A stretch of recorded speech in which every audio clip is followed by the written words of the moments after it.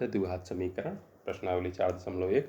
इसके हम लोग 8 प्रश्न हल कर चुके हैं। तो प्रश्न नंबर 9 सिद्ध करना है कि ये दिया हुआ है ये एक द्विघात समीकरण है। अब देखिए, देखने में हम यहाँ पर देखें x की घात 2 वाला पद और x वाला पद और अचर पद यही सब है, तो ऐसा देखने में लग रहा है। लेकिन हम एक तरफ पक्षांतर करके देखें इनको, तो हम क्या करेंगे, ये लिखा हुआ है, हम दाहिनी तरफ वाला ये सब इधर ले आएंगे, पक्षांतर करके चिन्ह बदल जाएगा। तो क्या क्या होगा, 9x² minus 7x² plus 9x minus 9x plus 7 और माइनस 9 बराबर 0। 9x² से 7x² घट जाएगा तो 2x² बचा। 9x माइनस 9x से तो क्या बचेगा, ये 0, कुछ नहीं बचा। 7 माइनस 9, 7 में से 9 घटा तो संभव नहीं है, छोटे से बड़े घटा रहे हैं, तो हम क्या करेंगे, घटाएंगे बड़े से छोटा, चिन्ह बड़ी संख्या का। 9 से 7 घटा दिया 2, चिन्ह बड़ी संख्या का यानी माइनस, तो -2 बराबर 0। तो यहाँ पर देखें, जो कि ax² plus bx plus c बराबर 0 इनके रूप का है। x² plus bx plus c बराबर 0 के रूप का है। तो ये इनके रूप का है, इसलिए द्विघात समीकरण है। यहाँ पर एक चीज़ और ध्यान रखेंगे, ये हम लोगों ने प्रश्न 4 हल करा था पिछले वीडियो में, मानक रूप में लिखना है। तो मानक रूप में जब हम लिखेंगे तो हमारे पद यहाँ पर तीनों ही होने चाहिए।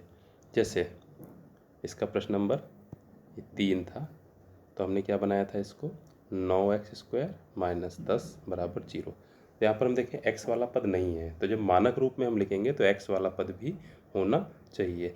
9x² plus 0x minus 10 equals to 0। तो ये हमारा मानक रूप होगा, यहाँ पर हमारे सारे पद होंगे। तो जो पद नहीं है x वाला उसको भी 0 लगा के लिखेंगे। इसी तरह से चौथा जो हमने -7x बराबर 9x² था, तो इसको हमने लिखा था 9x² प्लस 7x। तो यहाँ पर इसका मानक रूप क्या हो जाएगा, 9x² प्लस 7x प्लस 0 बराबर 0। इसी तरह से पाँचवा 6x माइनस x² था, तो हमने क्या लिखा था, x² माइनस 6x बराबर 0। तो इसमें हम 0 वाला पद भी शामिल कर देंगे, x² माइनस 6x प्लस 0 बराबर 0। और इसी तरह से छठा जो x² माइनस 7x बराबर 0 था, तो इसको में लिखेंगे x² माइनस 7x प्लस 0 बराबर 0। तो ये लिखेंगे x² माइनस 7x प्लस 0 बराबर 0। तो ये ध्यान रखेंगे कि मानक रूप में छूट गया था ये, हम जो पद नहीं है x की घात 2 वाला या x वाला या चर, तो उसमें 0 लिखेंगे उसकी जगह पर, तब ये मानक रूप हो जाएगा। अब बढ़ते हैं अगले प्रश्न पर। अब यहाँ पर देखेंगे प्रश्न नंबर 10 में, निम्न स्थितियों को द्विघात समीकरणों के रूप में निरूपित कीजिए। तो हमें क्या करना है, यहाँ पर निरूपित करना है, उत्तर नहीं निकालना है। तो क्या कह रहा है, दो क्रमागत धनात्मक पूर्णांकों का गुणनफल 210 है, हमें पूर्णांकों को ज्ञात करना है। तो यहाँ पर स्थितियां देखेंगे, केवल हमें समीकरणों के रूप में निरूपित करना है, हमें यहाँ पर उत्तर नहीं निकालना है। पहली बात तो ये ध्यान रखेंगे कि हमारा समय जाए। अब दो क्रमागत यानी क्रम से आने वाले, धनात्मक यानी धन की हो, पूर्णांक। अब क्रम से आने वाली जो संख्याएं होती हैं, यहाँ पर सम विषम की बात नहीं कर रहा है, अभी पिछले एग्जाम्पल में हमने देखा, तो 1 2 3 4 5 6 क्रम से आ रही हैं, यानी कि दो अगर क्रम से संख्याएं आ रही हैं धन की, तो उसमें एक का अंतर रहता है। तो अगर पहली संख्या को हम x मान लें तो दूसरी संख्या क्या हो जाएगी, उससे एक ज़्यादा, x प्लस 1। तो यहाँ पर ये लिखेंगे, माना पहली संख्या x है, इसलिए दूसरी संख्या क्या हो जाएगी हमारी, एक ज़्यादा, x प्लस 1। गुणनफल 210 है, तो x इंटू एक्स प्लस 1 बराबर 210, गुणा कर देंगे तो x² प्लस x और 210 इधर ले आए तो माइनस 210 बराबर 0। बस ये हमारा समीकरण बन गया और हमें इतना ही हल करना है। फिर दूसरा, आयताकार भूखंड का क्षेत्रफल दिया हुआ है। अब आयत का क्षेत्रफल दिया हुआ है तो यानी लंबाई होनी चाहिए, चौड़ाई, दोनों की गुणा है ये। अब लंबाई चौड़ाई में कुछ दे रखा है हमें, लंबाई उसकी चौड़ाई से 4 मीटर अधिक है। अब लंबाई चौड़ाई से 4 मीटर अधिक है तो हम यहाँ पर मान लें चौड़ाई, अगर x है तो लंबाई क्या हो जाएगी, चौड़ाई से 4 मीटर अधिक, यानी कि x से 4 ज़्यादा है, यानी कि x में 4 हम जोड़ देंगे तो लंबाई हो गई। हमें लंबाई चौड़ाई ज्ञात करनी है तो इसके लिए क्या समीकरण बनेगा कि लंबाई और चौड़ाई की गुणा यानी कि क्षेत्रफल, और ये किसके बराबर हो जाएगा, 480 के बराबर। तो हम गुणा कर देंगे x इंटू एक्स प्लस 4 बराबर 480, गुणा कर देंगे x square plus 4x minus 480 बराबर 0। ये समीकरण बन जाएगा, बस इससे हमारे मान निकल आएंगे। फिर अगला है, एक धनात्मक पूर्णांक का वर्ग स्वयं के 9 गुने से 22 अधिक है। अब मान लेंगे यहाँ पर, माना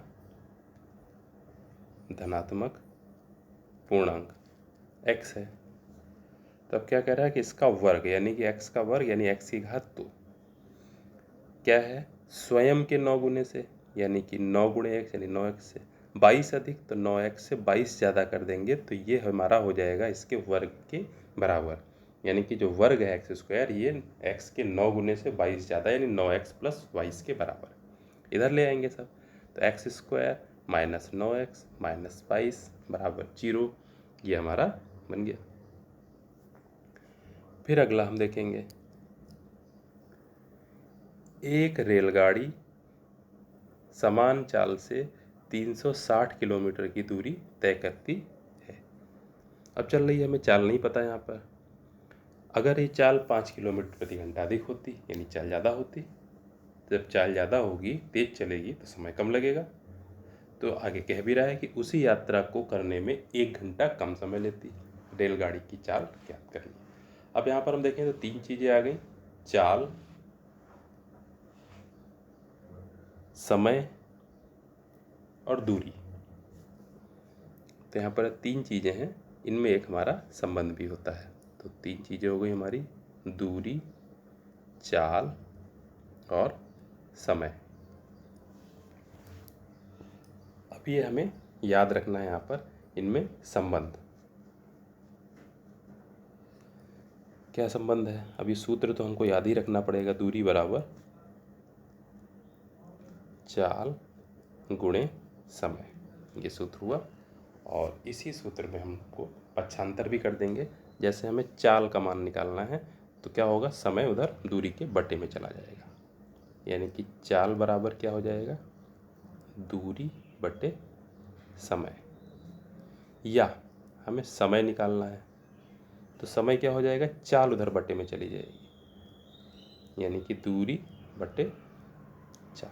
तो ये एक सूत्र है, दूरी बराबर चाल गुणे समय, और इसी के पक्षांतर करके ये हमारे सूत्र बन गए। अब यहाँ पर देखें तो क्या कह रहा है, कैसे लगाएंगे इसको, तो 1 घंटा कम समय लेती है। तो कम समय का मतलब क्या हुआ कि हम समय निकाल लें, पहले वाला समय और बाद वाला समय। तो पहले वाला समय जो है वो जो निकलेगा उससे बाद वाला समय जो है 1 घंटा कम होगा, बस यही हमारा संबंध बन जाएगा। तो हम यहाँ पर क्या करेंगे, चाल ज्ञात करनी है, तो मान लेंगे रेलगाड़ी की चाल जो है x किलोमीटर प्रति घंटा है। अब यहाँ पर हम देखें तो हमारी जो सारी जो यूनिट्स हैं, जो भी कुछ दिया हुआ है वो या तो किलोमीटर में दिया हो दूरी, और समय घंटे में दिया हो, मिनट सेकंड में ना हो, दूरी मीटर में ना हो। तो यहाँ पर देखें 360 किलोमीटर है वो भी ठीक है, चाल 5 किलोमीटर प्रति घंटा है वो भी सही है, और 1 घंटा कम समय लेती है वो भी घंटा है। तो सब कुछ यूनिट हमारी सही है, बदलाव नहीं करना। तो हम पहले समय निकालें, तो पहले समय कितना लगता था, समय 360 की दूरी है, चाल हमारी थी x, तो समय लगेगा दूरी बटे चाल, सूत्र लिखेंगे और लिख देंगे दूरी का मान 360, चाल का मान x। तो ये पहले समय हो गया। अब देखें हम अब क्या कह रहा है, अब समय, तो क्या कह रहा है कि यदि यह चाल 5 किलोमीटर प्रति घंटा अधिक होती, तो चाल अब हो जाएगी, चाल हमारी नीचे होती सूत्र में दूरी बटे चाल, तो x की बजाय x प्लस 5, दूरी हमारी उतनी ही रही 360। तो अब ये नया समय है 360 बटे एक्स प्लस 5, वो पुराना समय था 360 बटे एक्स, तो 1 घंटा कम समय लेती है, तो ये वाला समय जो है वो कम है 1 घंटा। तो जब 1 घंटा कम है तो हम क्या करें, इसमें हम एक जोड़ दें तो हमारे वो पुराने वाले समय के बराबर हो जाएगा। तो यही हम यहाँ पे करें। तो प्रश्नानुसार 360 बटे एक्स ये इसके बराबर तब होगा जब 360 बटे एक्स प्लस 5 में हम एक जोड़ दें। अब इसको हल करना है। 360 बटे एक्स बराबर 360 बटे एक्स प्लस 5 और प्लस 1। वैसे तो अच्छा तरीका ये है कि यहाँ पर हर में x है, यहाँ x प्लस 5 है, तो यानी कि x इंटू एक्स प्लस 5 से हम तीनों को गुणा कर दें। तो यहाँ जब गुणा करेंगे 360 बटे एक्स था, इसको गुणा करेंगे x इंटू एक्स प्लस 5 से, बराबर 360 बटे एक्स प्लस 5 था, इसको गुणा करेंगे x इंटू एक्स प्लस 5 से, प्लस 1 था, इसको गुणा करेंगे x इंटू एक्स प्लस 5 से। ये x भाग हो जाएगी, कट जाएगा, तो आ जाएगा 360 x प्लस 5 बराबर, यहाँ पर x प्लस 5 वाला ब्रैकेट कट जाएगा, तो आ जाएगा 360 टू एक्स प्लस, यहाँ 1 की गुणा x प्लस 5 से होगी तो x इंटू एक्स प्लस 5 ही रहेगा। अब हम इनकी गुणा कर लें, तो गुणा करके थोड़ा सा हम समीकरण बना लेंगे, तो हो जाएगा 360 एक्स प्लस 360 की 5 से गुणा 1800 बराबर 360 एक्स प्लस एक्स स्क्वायर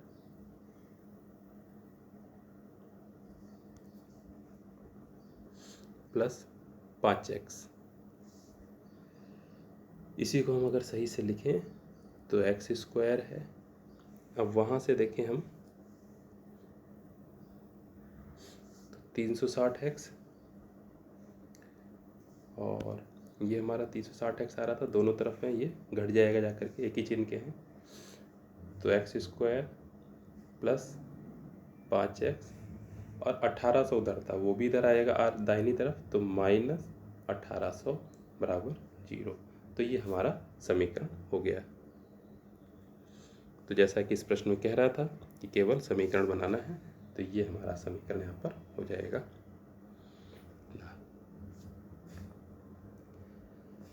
ठीक है, तो इसके इस प्रश्नावली में इतने प्रश्न हैं। हम लोग मिलेंगे अगली प्रश्नावली में।